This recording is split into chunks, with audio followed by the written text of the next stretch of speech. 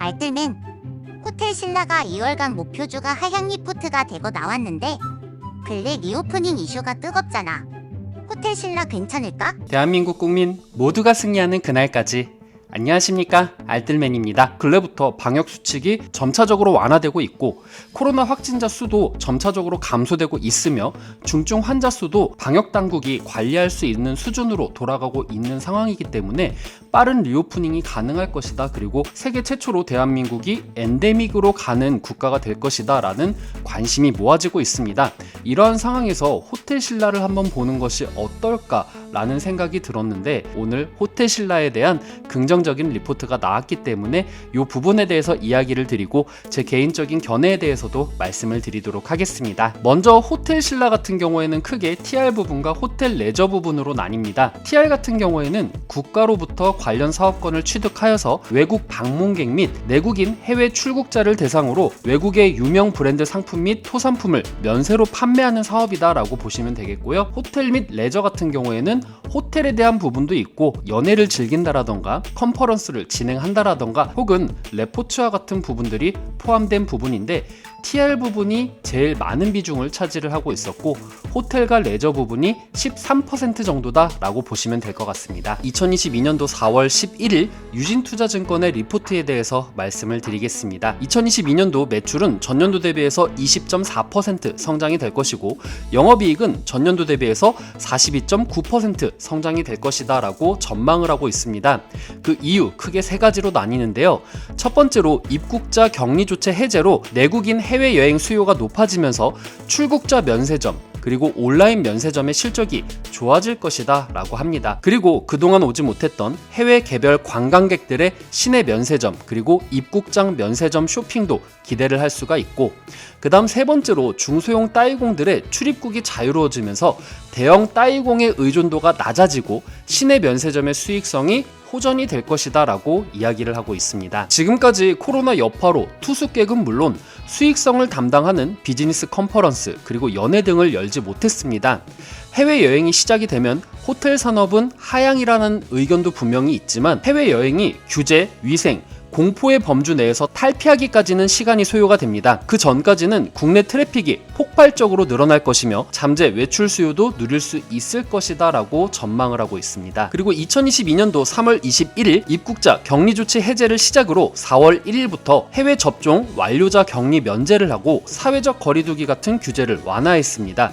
코로나 확진자 수가 1,500만 명에 다가섰지만 리오프닝 기조는 유지하고 있고 이런 부분들이 면세점에 긍정적인 영향을 미칠 것이다 라고 전망을 하고 있습니다. 입국자 격리 조치 해제로 면세점에서 긍정적인 영향을 미칠 점은 제가 앞서서 말한 2022년도에 긍정적인 부분 세 가지에 대해서 말씀을 드렸는데 그 부분과 중복된 내용이고요. 여기서 제가 확인을 드리고 싶은 부분은 바로 따이공입니다. 따이공이 뭐지? 라고 생각하실 수 있는데 이 중국의 보따리 장수들이라고 보시면 됩니다. 중국의 보따리 장수들이 국내 면세점에서 대량으로 물건을 사들여서 중국 현지에 가서 물건을 파는 것입니다. 코로나로 인해서 해외여행이 어려워지기 때문에 면세점을 이용하지 못하는 분들을 대신해서 이런 보따리 장수들이 왔다 갔다 했는데 코로나 시국이 점차적으로 강화되면서 중소형 따이공들의 출입국이 상대적으로 불편했습니다. 대형 따이공들이 들어와서 물건을 대량으로 구매를 해서 가는 그런 구조로 이어졌는데 여기에서 단점이 있습니다.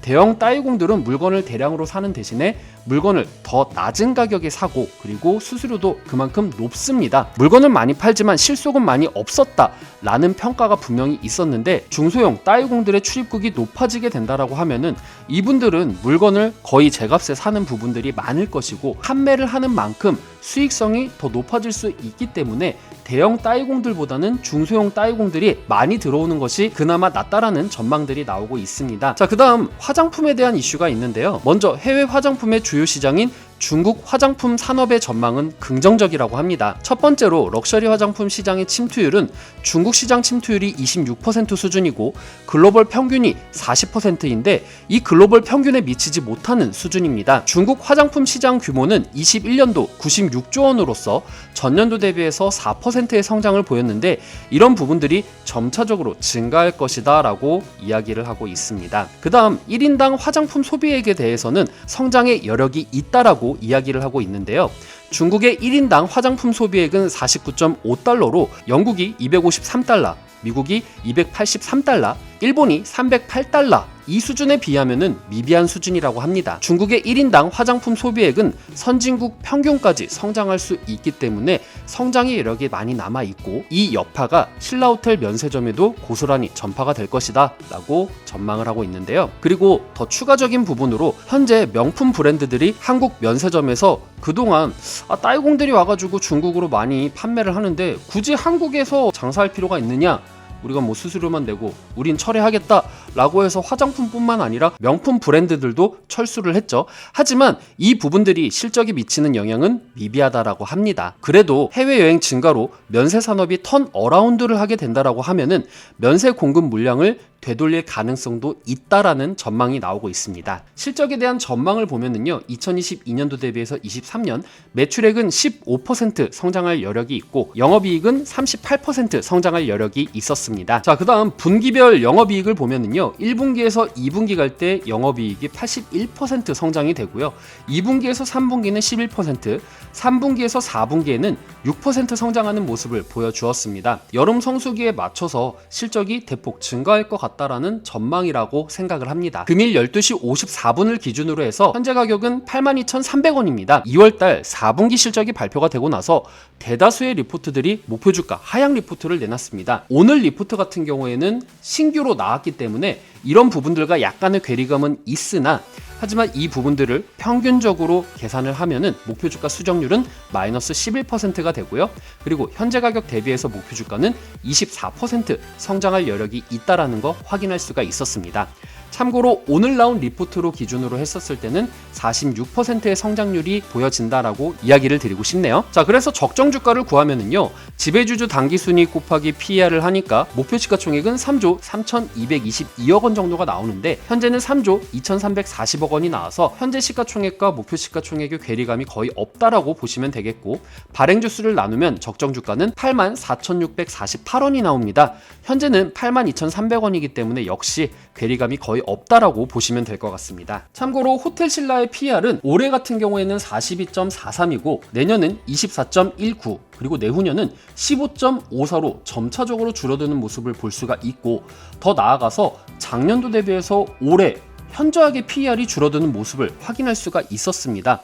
이런 부분으로 봤었을 때 영업이익이 그만큼 늘어나겠구나라는 것을 가늠할 수가 있겠죠. 그리고 EPS도 점차적으로 늘어나는 모습 확인할 수가 있었습니다. 자, 그래서 개인적인 견해를 보면은요, 전망은 80점을 주고 싶고요, 리스크는 20점의 점수를 주고 싶습니다.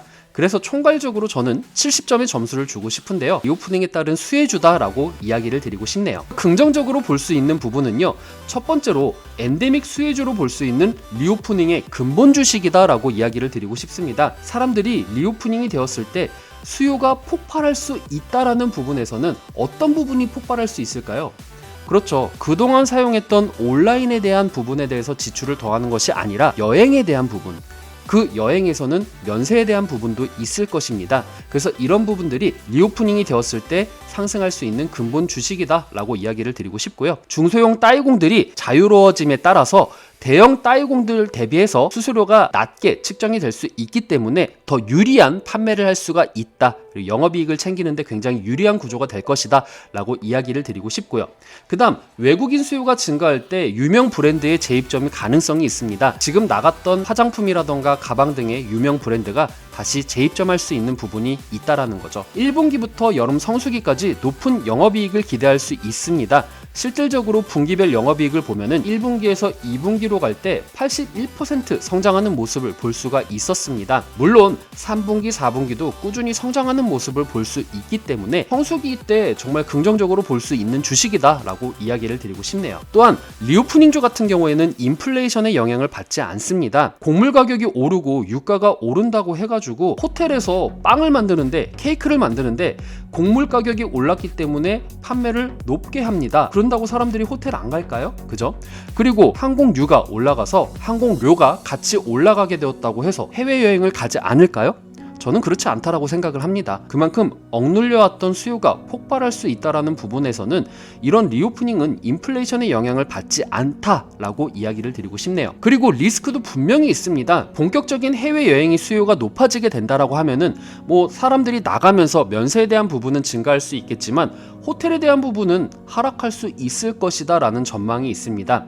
물론 이런 부분이 리스크로서 작용할 수는 있겠지만 하지만 그것이 올해는 아니라고 생각을 합니다. 엔데믹을 시작하는 국가가 우리나라가 최초가 된다라고 하면은 아직까지는 해외 같은 경우에는 코로나로 인해서 어려움을 겪는 국가들이 많이 있기 때문에 국내 여행이 아직까지는 조금 더 많이 국내 여행을 즐기지 않으실까라는 생각을 하게 됩니다. 그래서 호텔에 대한 매출, 컨퍼런스라던가 연회 같은 부분들도 같이 수요가 높아질 것이라고 생각을 하고요.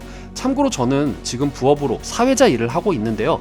사회자 행사, 컨퍼런스 사회 진행이라던가 기업 행사, 결혼식 이런 것들이 굉장히 많이 줄어들었습니다. 하지만 이런 리오프닝이 진행이 되면은 저희들 사이에서도 점차적으로 행사가 늘어날 것이다 라고 전망을 하고 있기 때문에 직접적으로 제가 체감을 받고 있습니다. 그래서 이런 부분들에 대한 수요가 증가할 것이다 라고 이야기를 드리고 싶고요. 두 번째 리스크는 바로 오미크론 변이에 대한 우려입니다. 아직까지는 수면에 떠오르진 않았지만 XE 변이부터 새로운 변이들이 지금 나오고 있고 조사하고 있다라는 이야기가 나오고 있습니다. 앞으로 어떻게 될지도 모르는 부분이 있기 때문에 이런 오미크론 변이로 인해서 다시 한번 엔데믹에서 팬데믹으로 다시 바뀐다라고 하면은 역시 이런 부분에 대한 리스크 당연히 갈 수밖에 없습니다. 실질적으로 방역 조치를 강화함에 따라서 신라호텔의 주가가 힘을 쓰지 못했던 것과 마찬가지로요. 자, 그 다음 세 번째로는 저는 이 세 번째 리스크가 큰 변수라고 생각을 합니다. 바로 전쟁으로 인해서 여행 수요가 감소를 했다라는 거죠. 실질적으로 근래 미국의 리오프닝주들이 감소하고 있습니다. 유가가 올라가는 부분 때문에 그럴 수도 있겠지만 우크라이나 국민들과 어린이들이 죽어나가고 있는데 내가 지금 여행을 하는 것이 맞는가? 라는 부분으로서 이 수요를 감소시키고 억제하고 있습니다. 이로 인해서 지금 미국의 리오프닝주들이 힘을 못 쓰고 있기 때문에 국내에서도 비슷한 맥락이 나오지 않을까 생각을 합니다. 그래서 전쟁으로 인한 여행 수요 감소에 대한 부분은 러시아와 우크라이나에 대한 전쟁 추이를 쫓아가면서 종식이 되는가 이런 부분들도 확인을 하는 것이 중요하다라고 생각을 합니다. 자, 그래서 개인적으로 70점의 점수를 주고 싶은데요. 느리지만 확실한 리오프닝 수혜를 받을 수 있는 주식이다 라고 정리를 하고 싶네요. 자, 그래서 차트적으로 줄을 한번 그어보면은요, 첫 번째로는 1월 28일 날 있었던 최저점인 지지선과 지금의 저점 지지선을 그어보면은요, 이렇게 지지선을 기점으로 해서 요 사이 안으로 왔다 갔다 하는 모습을 보여주고 있습니다. 이 부분이 지지선이다 라고 보시면 될 것 같고, 그리고 지금 현재 저항선은 전 고점과 그리고 224일선 부분인 이 86,000원 부분이 저항선이다 라고 볼 수가 있겠습니다. 그래서 내가 단기적으로 진입을 하고 싶다라고 하면은 진입을 한 후에 85,000원이나 86,000원에서 저항 라인에서 빼는 방법도 있겠고요. 이 지지 라인이 저항선으로 바뀌었다라고 하면은 당연히 주가가 올라가는데 힘이 붙여지기 때문에 만약에 이 라인을 이탈했다라고 하면은 손절을 잡으시는 게 좋을 것 같습니다. 이 라인을 기점으로 해서 내가 잡은 기점에서 자율 수익을 실현하시고 저항 라인을 뚫었다라고 하면은 여기서부터도 자율 수익을 실현하시면 좋을 것 같다라는 생각이 드네요. 물론 제가 하는 방식이 잘못됐을 수도 있습니다. 그래서 잘못된 부분이 있다라고 하면은 여러분들께서 부담 없이 댓글로 지적을 해주시면은 저도 열심히 공부를 해서 여러분들께 더 정확한 정보 알려드리도록 노력하겠습니다. 자, 이렇게 해서 호텔 신라에 대한 기업 분석 마치도록 하겠습니다. 오늘 내용 괜찮았다 생각되시는 분들은 하단의 구독과 좋아요, 알람 설정을 눌러주시면 제가 영상을 만드는데 큰 힘이 될 것 같습니다. 오늘도 시청해주셔서 감사합니다.